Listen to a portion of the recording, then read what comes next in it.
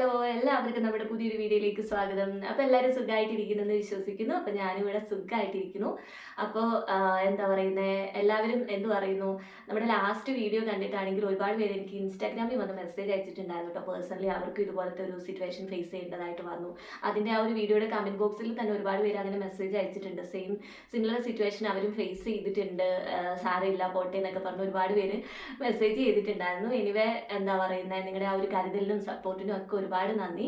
ഞാനതൊക്കെ ഓവർകം ചെയ്തു എന്ന് വെച്ച് കഴിഞ്ഞാൽ അതിനർത്ഥം ഞാനതെല്ലാം മറന്നു എന്നല്ല. അത് നമുക്ക് അങ്ങനെ അത്ര പെട്ടെന്ന് നമ്മുടെ മനസ്സിന് ഭയങ്കരമായിട്ട് മുറിവേൽപ്പിച്ച കാര്യങ്ങൾ നമുക്ക് പെട്ടെന്ന് അത്ര പെട്ടെന്നൊന്നും നമുക്ക് മറക്കാൻ പറ്റില്ല. പക്ഷെ എന്നാലും നമ്മളതൊക്കെ എന്താ പറയുന്നത്, കഴിഞ്ഞത് കഴിഞ്ഞു. എനിവേ അതൊക്കെ കഴിഞ്ഞ് നമ്മൾ എന്തായാലും ഈ ഒരു അൺപാസിംഗ് ലെയർ ഗാങ് സക്സസ്ഫുള്ളി നമ്മൾ കംപ്ലീറ്റ് ചെയ്തു. അപ്പോൾ അതിൻ്റെ ഫോട്ടോസൊക്കെ നിങ്ങൾ കണ്ടിട്ടുണ്ടാവില്ലേ. അത് കഴിഞ്ഞ് ഇങ്ങോട്ട് ഞാൻ ഇതുവരെ എന്താ പറയുന്നത്, അങ്ങോട്ട് റിക്കവർ ആയിട്ടില്ല എന്ന് വെച്ച് കഴിഞ്ഞാൽ ഭയങ്കരമായിട്ട് ഞാൻ ഫിസിക്കലി മെൻ്റലി ഭയങ്കരമായിട്ട് ഡൗൺ ആയി പോയായിരുന്നു. ഈ ഒരു എക്സാമും കാര്യങ്ങളും സ്ട്രെസ്സും എല്ലാം കൂടെ വന്നിട്ട്. അപ്പോൾ അതിനകത്തുനിന്ന് ഞാൻ ഇതുവരെ ഒന്നും റിക്കവർ ആയില്ല. കാരണം എന്ന് വെച്ച് കഴിഞ്ഞാൽ എക്സാം കഴിഞ്ഞ് 2 ദിവസം നമുക്ക് അവധി ഉണ്ടായിരുന്നുള്ളൂ. അത് കഴിഞ്ഞിട്ട് പെട്ടെന്ന് തന്നെ ഡ്യൂട്ടി സ്റ്റാർട്ട് ചെയ്തു. അപ്പോൾ എന്താ പറയുന്ന ആ ഒരു ക്ഷീണവും കാര്യങ്ങളും എക്സാമിന് ആ ഒരു അലച്ചിലും ശരിക്കും മര്യാദയ്ക്ക് ഭക്ഷണം കഴിക്കാനോ എടുക്കാനോ ഒന്നും നേരം ഉണ്ടായിരുന്നില്ല. ഫുൾ ടൈം പഠിത്തവും പ്രസൻറ്റേഷനും അങ്ങനെയൊക്കെ ആയിരുന്നു. അപ്പോൾ ആ ഒരു ഇതിനകത്തൊന്നും ഇതുവരെ ഒന്നും നമ്മുടെ ആ ഒരു ഹെൽത്ത് വീണ്ടെടുത്തിട്ടില്ല. ഒന്ന് മര്യാദയ്ക്കൊന്ന് റെസ്റ്റ് എടുക്കാനായിട്ട് പറ്റിയിട്ടില്ല ശരിക്കും പറഞ്ഞാൽ. അതിൻ്റെ ഒരു ഫിസിക്കലി ഇച്ചിരി വീക്കാണ് ഞാൻ. പിന്നെ എന്താ പറയുന്നത്, ഈ ക്ലൈമറ്റിൻ്റെ ഒക്കെ ആയിരിക്കാം ഭയങ്കര ശരീരവേദനയും കാര്യങ്ങളും ഒക്കെ ഉണ്ട്. പിന്നെ അതിൻ്റെ കൂടെ എല്ലാ ദിവസവും ഇപ്പോൾ ഡ്യൂട്ടിയില്ലേ. അപ്പോൾ അങ്ങനെയൊക്കെ പൊയ്ക്കൊണ്ടിരിക്കുന്നു. എനിവേ എന്തായാലും ആ ഒരു കടമ്പ കഴിഞ്ഞ് കിട്ടി. അതുകൊണ്ട് നമ്മുടെ ഓട്ടം കഴിഞ്ഞെന്നല്ല, ഇപ്പോഴും ഓടിക്കൊണ്ടേയിരിക്കുകയാണ്. ഇനി ഓരോരോ കാര്യങ്ങൾ എന്താ പറയുന്നത് ചെയ്യാനില്ലേ. അപ്പോൾ എൻ്റെ വിസ തീരാനായിട്ട് പോവാണ്. അപ്പോൾ അതിൻ്റെ വിസ എക്സ്റ്റെൻഡ് ചെയ്യണം, പാസ്പോർട്ട് റിന്യൂ ചെയ്യണം, അങ്ങനെ ഓരോ കാര്യങ്ങളും ഇങ്ങനെ നടന്നുകൊണ്ടിരിക്കുകയാണ്. പിന്നെ നമുക്ക് ആ ഒരു സർട്ടിഫിക്കറ്റ് നിങ്ങളെ ഫോട്ടോ കണ്ടത് ഓർക്കൊണ്ട് കിട്ടിയതല്ല.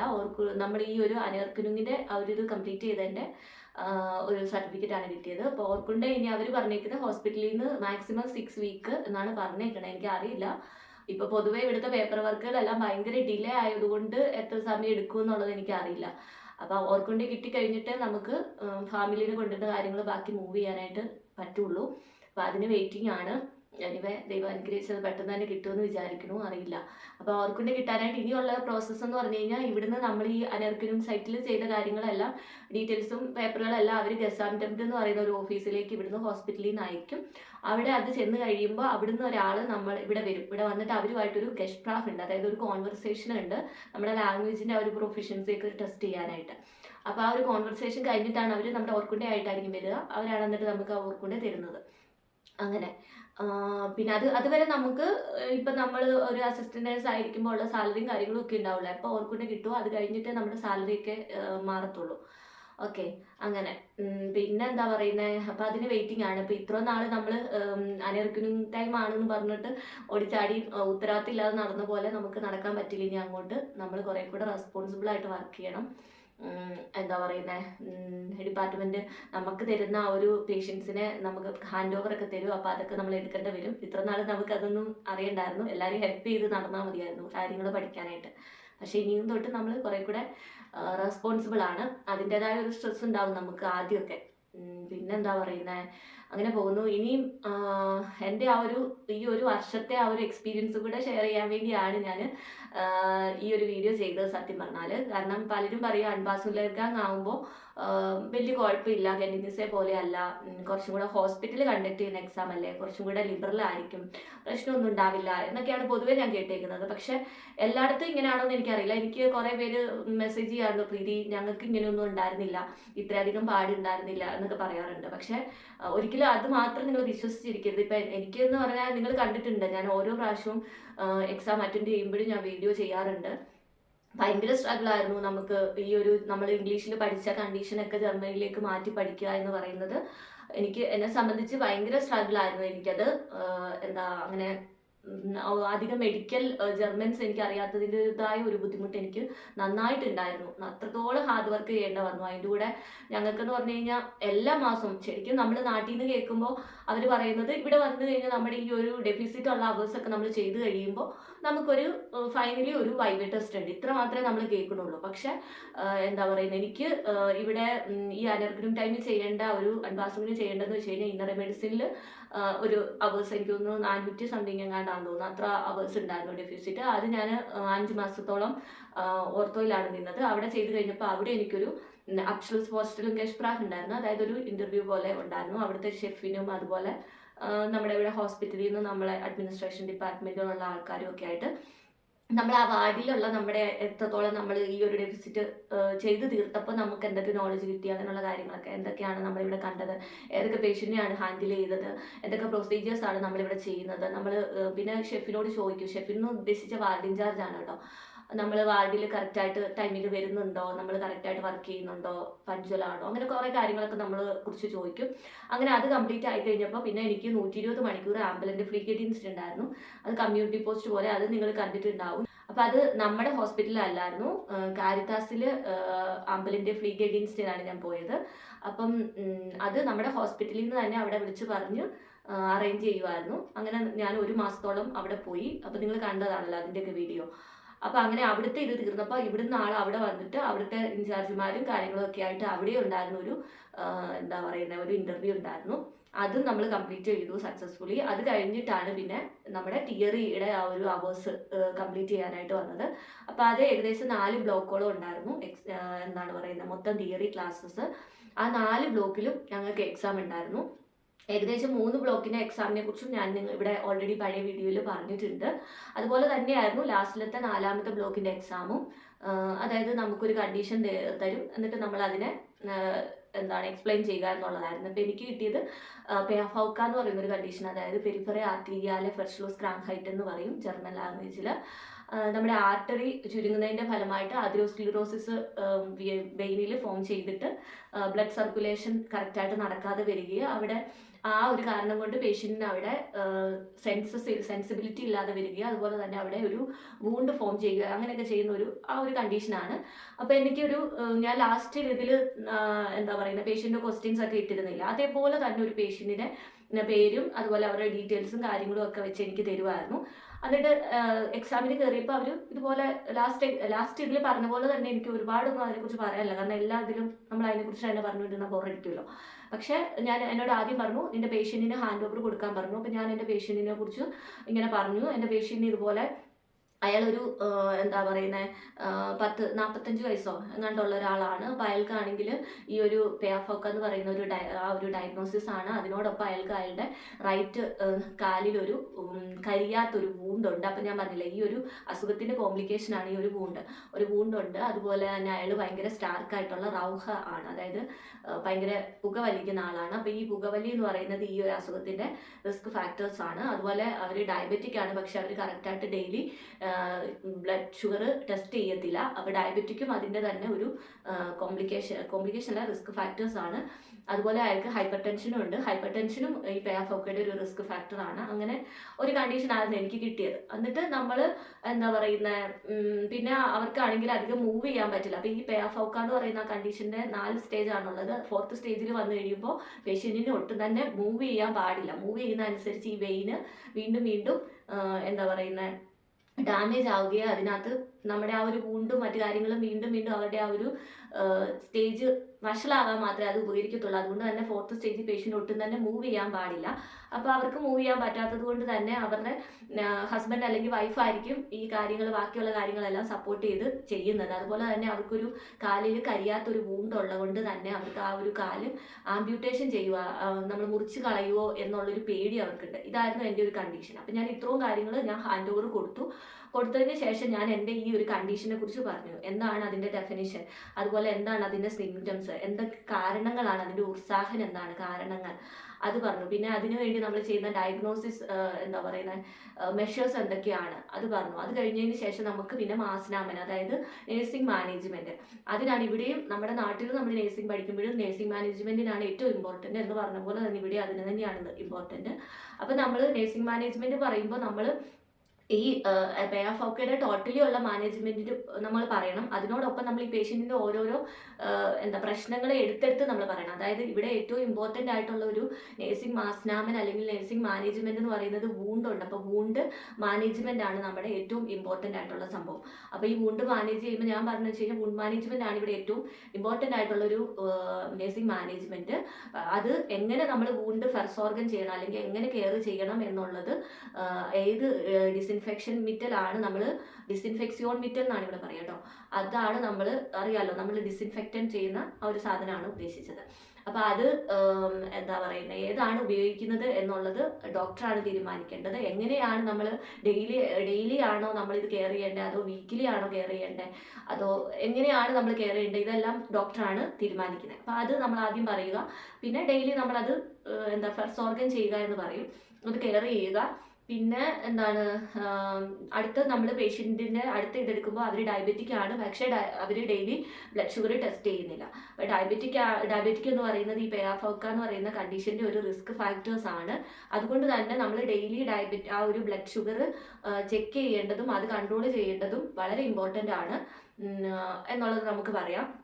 അതുപോലെ നമ്മൾ ഈ ബ്ലഡ് ഷുഗർ ടെസ്റ്റ് ചെയ്യുന്ന സമയത്ത് ഈ ഡയബറ്റിക് ഉള്ള പേഷ്യൻറ്റിന് എന്തായാലും ഈ മധുര സാധനങ്ങൾ കഴിക്കാൻ ഒരു ടെൻഡൻസി ഉണ്ടാവും. അപ്പോൾ അവരുടെ കൈ എന്തെങ്കിലുമൊക്കെ കഴിച്ചിട്ടിരിക്കണ ഒരു കൈ ആണെങ്കിൽ അത് നമ്മൾ കറക്റ്റായിട്ട് സൗബറൻ ചെയ്യണം. അതായത് കറക്റ്റായിട്ട് വൃത്തിയാക്കാതെ നമ്മൾ ചെയ്തിട്ടുണ്ടെങ്കിൽ നമുക്കൊരു ഫാൾസ് എർഗീബിനസ് എന്ന് പറയും. അതായത് നമുക്കൊരു തെറ്റായ ഒരു റിസൾട്ട് കിട്ടാൻ ചാൻസ് ഉണ്ട്. അപ്പോൾ അത് ഇമ്പോർട്ടൻ്റ് ആണ്, അത് നമ്മൾ പറയണം. അപ്പോൾ ആ കാര്യങ്ങളൊക്കെ നമ്മൾ അങ്ങനെ പറയണം. പിന്നെ അത് കഴിഞ്ഞിട്ട് അടുത്ത പേഷ്യൻറ്റിൻ്റെ ഇതെന്ന് പറയുന്നത് അവർ ഹൈപ്പർ ടെൻസീവ് ആണ്. അപ്പോൾ അതും ഒരു റിസ്ക് ഫാക്ടേഴ്സ് ആണ് ഈ പേയാഫോക്കയുടെ. അപ്പോൾ അത് നമ്മൾ റെഗുലർലി നമ്മൾ ഇവിടെ നമ്മൾ മെസ്സൻ ചെയ്യുക എന്നാണ് പറയുന്നത്. ചെക്ക് ചെയ്യുന്നതിന് മെസ്സൻ ചെയ്ത് നമ്മളത് കൺട്രോൾ ചെയ്യേണ്ടത് അത്യാവശ്യമാണ്.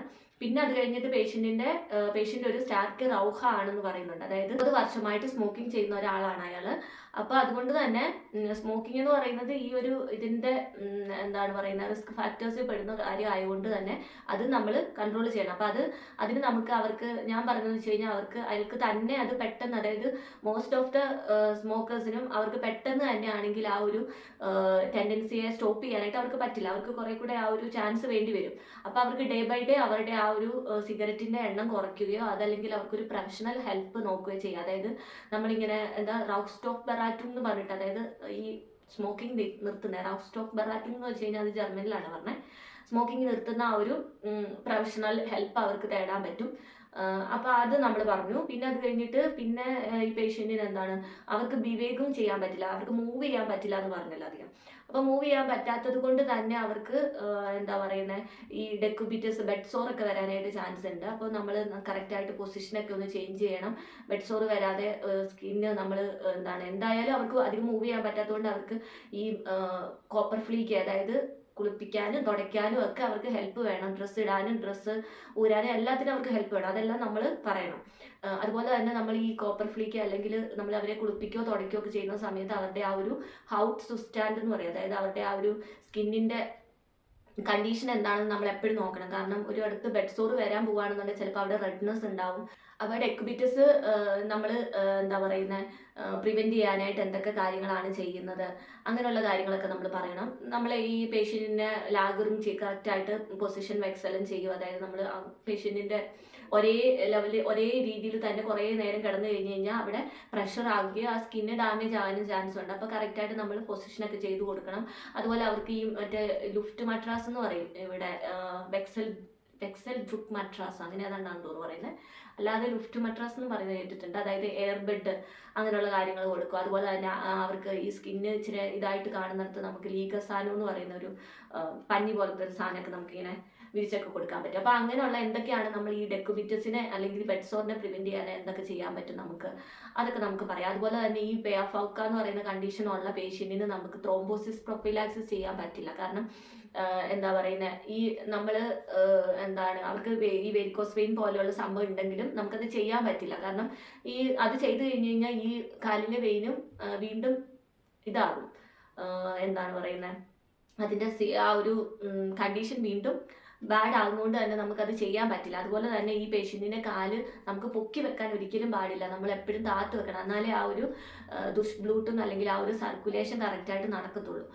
അപ്പോൾ അത് നമുക്ക് പറയാം. പിന്നെ എന്താണ്, പിന്നെ അവർക്ക് നമുക്ക് അവർ ആംബ്യൂട്ടേഷനെ കുറിച്ച്, അപ്പോൾ ലാസ്റ്റ് ഞാൻ പിന്നെ ആംബ്യൂട്ടേഷനെ കുറിച്ച് പറഞ്ഞു, എന്താണ് ആംബ്യൂട്ടേഷൻ, അതുപോലെ എന്തുകൊണ്ട് ആംബ്യൂട്ടേഷൻ ചെയ്യുന്നു, അങ്ങനെയുള്ള കാര്യങ്ങളെ കുറിച്ച് പറഞ്ഞപ്പോൾ എന്നോട് പറഞ്ഞു, പ്രീതി നിന്റെ പേഷ്യൻ്റ് ആംബ്യൂട്ടേഷൻ ചെയ്തിട്ടില്ലല്ലോ, അവർക്ക് പേടി മാത്രമല്ലേ ഉള്ളൂ, അപ്പോൾ അത് തടയാൻ നമുക്ക് എന്ത് ചെയ്യാം, ഈ ആംബ്യൂട്ടേഷനെ പ്രിവെൻറ്റ് ചെയ്യാൻ നമുക്ക് എന്ത് ചെയ്യാം എന്നൊരു ക്വസ്റ്റ്യൻ ചോദിച്ചു. അപ്പോൾ ഞാൻ പറഞ്ഞു ഇതുപോലെ ഒരുപാട് ബിവേഗവും ചെയ്യാം, മൂവ്മെൻറ്റ് ചെയ്യാതിരിക്കുക, കാരണം മൂവ്മെൻറ്റ് ഈ 4th സ്റ്റേജിൽ അവരുടെ കണ്ടീഷനെ ബാഡ് ആക്കാനേ ഉപകരിക്കത്തുള്ളൂ. അതുപോലെ തന്നെ അവരുടെ ഈ ഒരു ബൈന് എന്താ പറയുന്നത്, ടീ ഫ്ലാഗറും ചെയ്യാന്ന് പറയും, അതായത് ഫ്ലാറ്റ് ആയിട്ട് പൊക്കി വെക്കാതിരിക്കുക.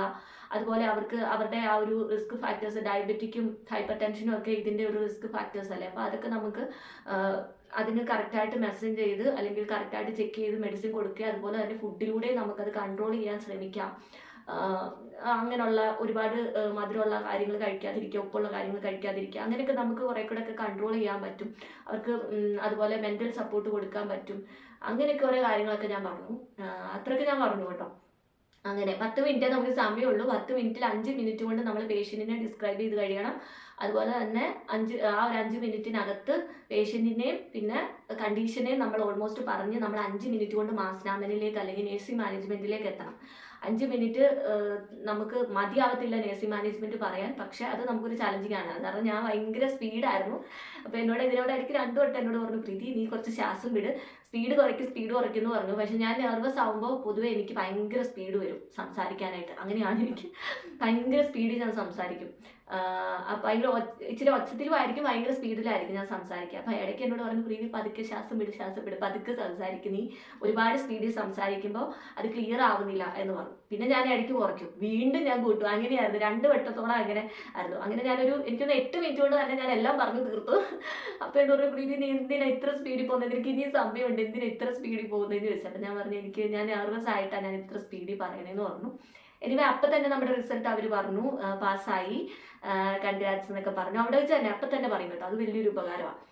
അത് കഴിഞ്ഞ് ഞങ്ങളുടെ എല്ലാവരും പാസ്സായി, കൂട്ടത്തിലുണ്ടായിരുന്ന എല്ലാവരും തന്നെ പാസ്സായി. അത് കഴിഞ്ഞിട്ട് എക്സാം കഴിഞ്ഞ് ഞങ്ങൾക്ക് ഒരു ഒരു പാർട്ടി പോലെ ഒരു സംഭവം ഉണ്ടായിരുന്നു. അപ്പോൾ അതിനാണ് ഈ ഒരു സർട്ടിഫിക്കറ്റ് കിട്ടിയത്, നമ്മുടെ ഈ അൺപാസിങ്ങിൻ്റെ ആ ഒരു ഇത് കംപ്ലീറ്റ് ആയതിൻ്റെ സർട്ടിഫിക്കറ്റ് കിട്ടിയത്.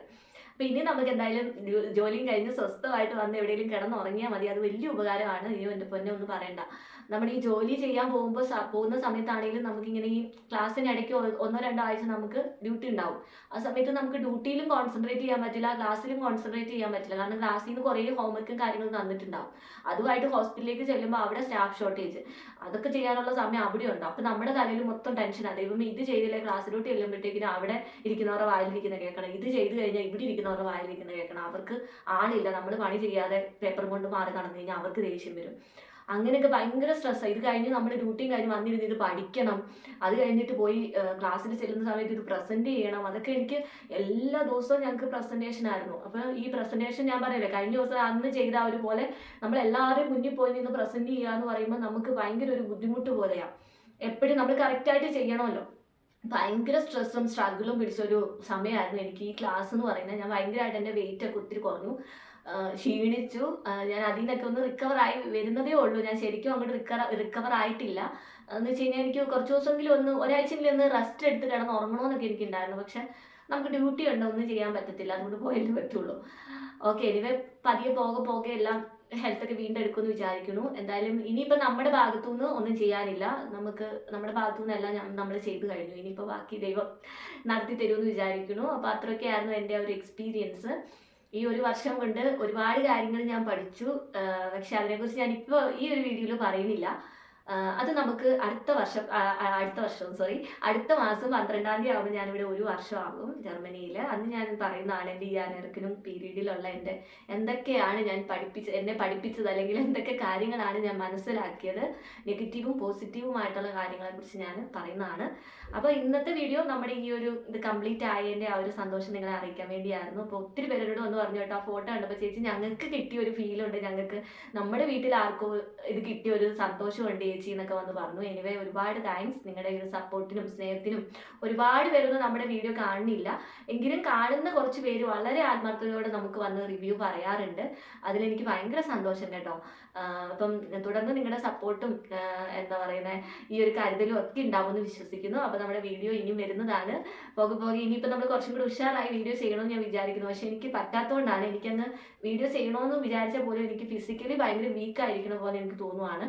ഇവിടെ പിന്നെ ഒരു ഡോക്ടറിന് ഒരു ടെർമിൻ കിട്ടണമെങ്കിലുള്ള അവസ്ഥ എനിക്കറിയാമല്ലോ. അത് ഓർക്കുമ്പോൾ പോകാനേ തോന്നൂല. അപ്പോൾ പിന്നെ ഇങ്ങനെ അങ്ങ് പോകും. നോക്കട്ടെ, മേ ബി മിക്കവാറും ഈ ക്ലൈമറ്റിൻ്റെ ആയിരിക്കും ഇങ്ങനെ ഒരു ബുദ്ധിമുട്ട് വരുന്നത്. ക്ലൈമറ്റ് ഇങ്ങനെ ഇടയ്ക്ക് ചൂട് വരും, പിന്നെ തണുപ്പ് വരും, ഇങ്ങനെ മാറിയും കയറിയൊക്കെ വന്നുകൊണ്ടിരിക്കുമല്ലേ, അതിൻ്റെയൊക്കെ ആയിരിക്കും. ഇനി എല്ലാം ശരിയാവുമെന്ന് വിചാരിക്കുന്നു. അപ്പോൾ എന്തായാലും ഈ വീഡിയോ ഇത്രയൊക്കെ ഉള്ളൂ. അപ്പോൾ അടുത്തൊരു വീഡിയോയിൽ കാണുന്നവരേക്കും എല്ലാവർക്കും ബൈ ബൈ, ടേക്ക് കെയർ.